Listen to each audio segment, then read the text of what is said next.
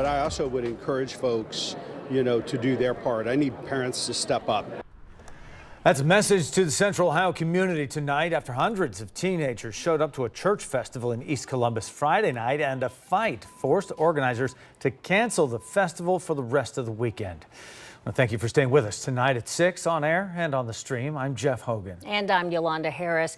Police say the teen takeover happened at St. Catharine's FunFest. Bexley Mayor Ben Kessler says 11 people were arrested in connection to the fights and the criminal activity at nearby businesses. And this is just the start of these types of summer festivals. 10 TV's Carla Rogner joins us live now from where that takeover happened. Carla, how do leaders plan to keep these events safe for the rest of the summer? Yeah, that's what we talked to city leaders about today. Now, this church just behind me here is where police say hundreds of teenagers showed up on Friday night. They had to shut down the festival early. This is just on the border of Columbus and Bexley. And again, we talked to city leaders about those plans as it's just the beginning of summer. Scott Gamble says a neighbor called him Friday night and told him 100 teens were in his yard across the street from St. Catharine's. He rushed home and found police surrounding his neighborhood working to break up the crowds. This was very different.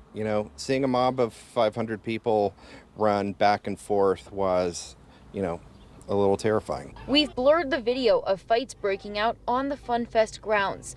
Columbus police say their officers and Bexley PD rushed to the scene.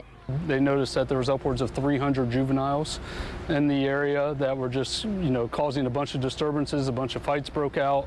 Those officers aired for additional cruisers. At one point in time, I think we had over 130 cruisers that responded to this incident. According to the Franklin County Prosecutor's Office, 11 people were arrested. Police say that includes a 16-year-old boy charged with theft and a 17-year-old girl charged with trespassing. We asked Mayor Ginther what the city's doing to prevent this at other events this summer. What is the city doing after the violence we saw at FunFest at St. Catharine's this weekend?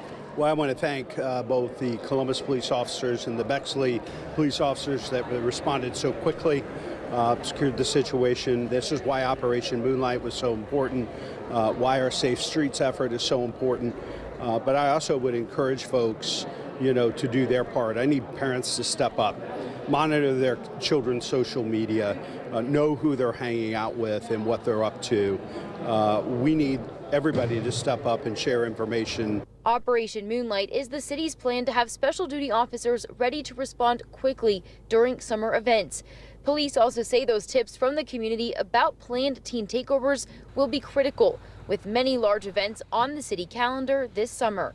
We constantly monitor social media. We constantly monitor any intelligence for any of the events. You talk about upcoming Red, Wine, Boom, Pride, the Arts Festival coming up. We constantly are monitoring those events to ensure that there's no credible threats to them or any planned events taking place at them.